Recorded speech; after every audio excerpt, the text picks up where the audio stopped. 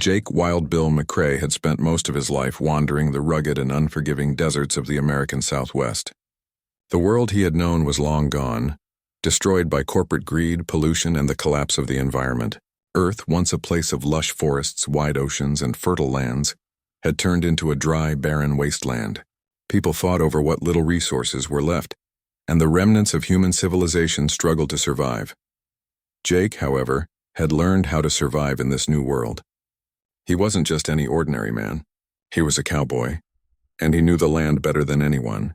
His hat was worn from the sun, his boots dusty from endless travel, and his face was rough, etched with the stories of years spent in the wild. He had a knack for taming wild animals, but the one that stood out the most was the rattlesnake.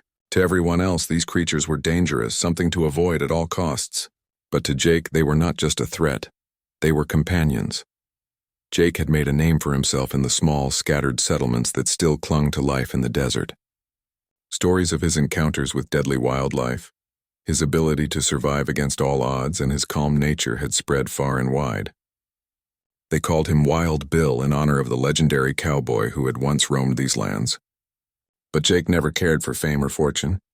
He was a man of few words, preferring the company of the wilderness to people. One evening, as the sun began to set, Jake sat beside a crackling campfire in the desert. The sky turned orange and the stars began to appear one by one in the vast, dark expanse above. He had been traveling for days, and his journey had led him to a place he hadn't expected, the outskirts of Apache lands. Though Jake had never crossed paths with the Apache people, he had heard stories of their fierce warriors and their deep connection to the land. But this was no time for curiosity. He was alone, and that's the way he liked it.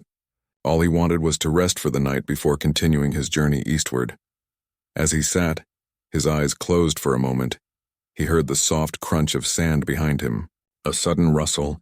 Jake's hand instinctively went to the knife on his belt, ready for anything. But then the rustling stopped. He turned slowly, his eyes narrowing. Out of the shadows emerged a woman, young, with dark, determined eyes and a confident stride. She was dressed in traditional Apache clothing, and her long hair flowed behind her like a dark river. A bow and arrows were strapped to her back, and at her side hung a curved knife. Jake straightened, his eyes meeting hers. He had heard stories of the Apache, of their warriors and their fierce independence. This woman, though, was different. She didn't seem afraid of him. In fact, she looked more curious than anything. "Who are you?" she asked, her voice strong and unyielding. "I'm just a traveler," Jake replied, his voice gruff. "Name's Jake." The woman looked him over, her gaze lingering on the large rattlesnake that lay coiled beside him, its sharp tail rattling occasionally, though it seemed at ease in Jake's presence. "A rattlesnake," she said, her eyes narrowing. "Between your legs?" Jake glanced down at the creature, which was half coiled, its body resting comfortably on the ground. It didn't move, its eyes locked on the woman. Jake had a way with snakes. He could sense their moods, understand their rhythms, and more importantly, they trusted him. "This ain't just any rattlesnake," Jake said with a hint of pride in his voice. "This here's a friend of mine. Name's Rocco." Akila, the woman standing before him, took a step back, clearly shocked. "Friend?" she asked, her tone a mix of disbelief and confusion. "You've got a rattlesnake as a friend?" Jake chuckled softly, his eyes never leaving the woman's gaze. "You'd be surprised what creatures can become friends if you take the time to understand them. It's all about respect, you see. The wild's got its own rules, and if you don't follow them, you'll end up on the wrong side of it." Akila still seemed unsure. She had heard the stories of men who had lost their minds in the wild, become obsessed with the creatures that roamed the land, and then paid the price. But something about Jake was different. His calm demeanor, the way the rattlesnake curled protectively at his side, told her that this was no ordinary man. "You've got a wild snake as a friend and you think that's normal?" Akila asked, her voice still filled with disbelief. Jake smiled slightly, his lips curling at the corners. "Normal's just a word people like to use when they don't understand something. I get along with the wild because I know what it means to survive out here." Akila took another step forward, her curiosity getting the better of her. She crouched down cautiously, her eyes never leaving the snake, but Jake's calm presence seemed to put her at ease. "I've heard stories about you," she said quietly. "The man who talks to the animals. The man who can tame the wild, but I never thought I'd see you for myself." Jake raised an eyebrow. Stories, huh? What did they say about me? They say you've got the gift, Akila replied, her voice softer now. That you can communicate with the creatures of the land. That you understand them better than anyone else. That you've tamed snakes, wolves, even the desert hawks. Jake's smile widened a little. Guess they've got the right of it. But it's not about talking to them. It's about listening. Understanding the land, the creatures, the way things work. The desert's a dangerous place, but it's got a beauty to it if you know how to see it. Akila paused, studying him carefully. She wasn't sure what to make of Jake. He seemed different from the men she had encountered before. Men who fought for power, for land, for glory. Jake seemed more at peace with himself, as if he had already made peace with the wild and with life. You live out here alone? She asked, her voice filled with a hint of concern. In this desert? Jake nodded, his eyes turning toward the vast, empty horizon. Out here, you learn to be alone. It's not the easiest way to live, but it's the only way I know. Akila glanced down at the rattlesnake, which had relaxed, no longer rattling its tail. I've never seen anyone with such a bond to the land, she murmured. The way the creatures trust you. It's like you belong here. Jake didn't respond right away. Instead, he reached down slowly and placed his hand gently on the rattlesnake's head. The snake shifted, its scales glistening in the firelight, but it remained calm. I reckon that's the way it works out here, Jake said quietly. The land takes care of you if you take care of it. Akila stood, her mind racing with thoughts. She had come looking for something, though she wasn't entirely sure what it was. Perhaps it was a warrior to help her people, or perhaps it was simply someone who understood the desert the way she did. But Jake McCrae was something else entirely. Before she could say anything else, a distant rumble broke the silence. The ground beneath them seemed to shake ever so slightly. Jake stood up, his eyes narrowing. Something was coming. I'd say it's time to move on, Jake said. Not a good idea to stay out here when trouble's on the way. Akila, sensing the urgency in his voice, nodded. The desert was full of dangers, both natural and human.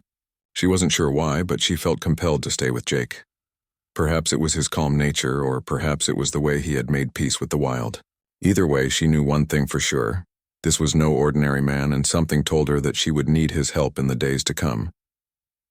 The night air in the desert had turned cold, and the stars above twinkled like 1,000 distant lanterns. Jake and Akila sat in silence by the dying fire, the crackling embers casting shadows across the desert floor.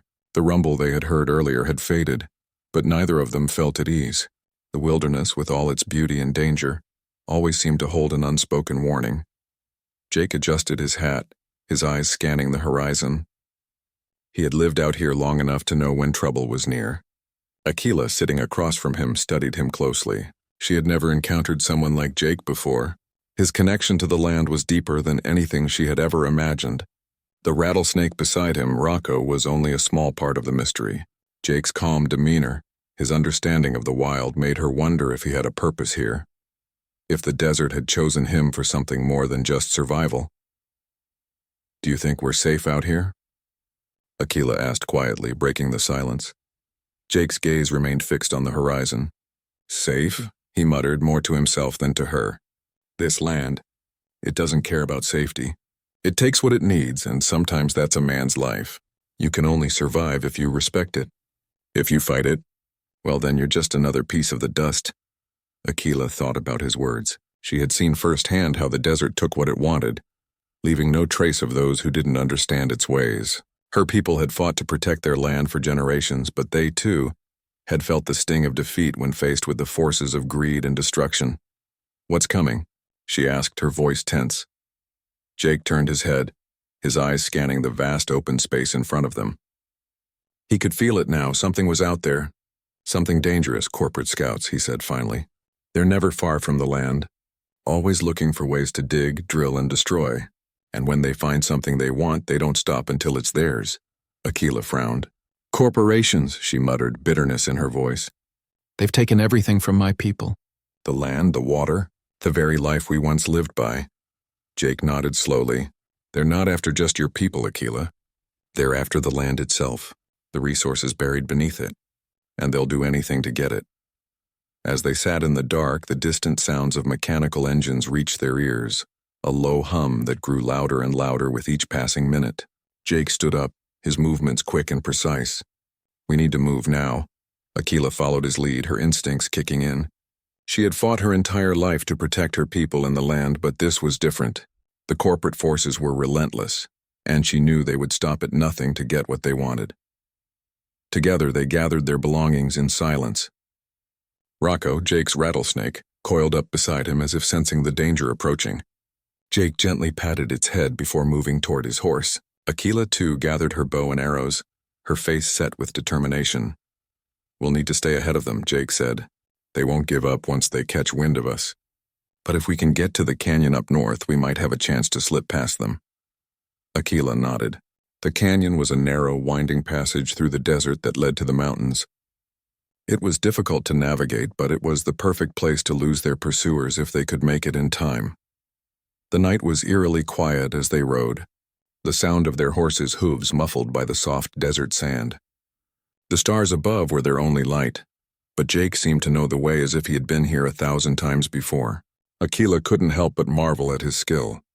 He moved like a shadow, never making a sound, always a step ahead. They had traveled for hours when they finally reached the canyon.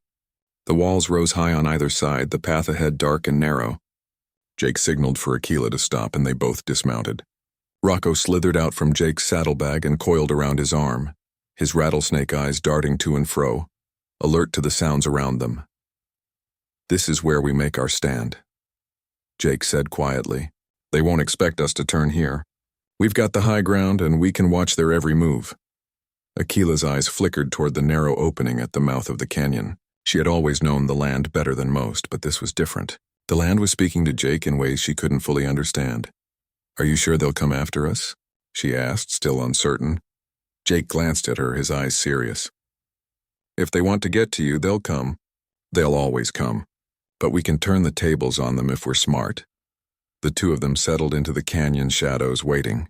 The wind whispered through the canyon walls, carrying with it the scent of dust and dry earth. Time seemed to stretch, every minute hanging heavily in the air. Akila's thoughts raced. She had never fought a battle like this before. The enemy was invisible, their actions swift and deadly.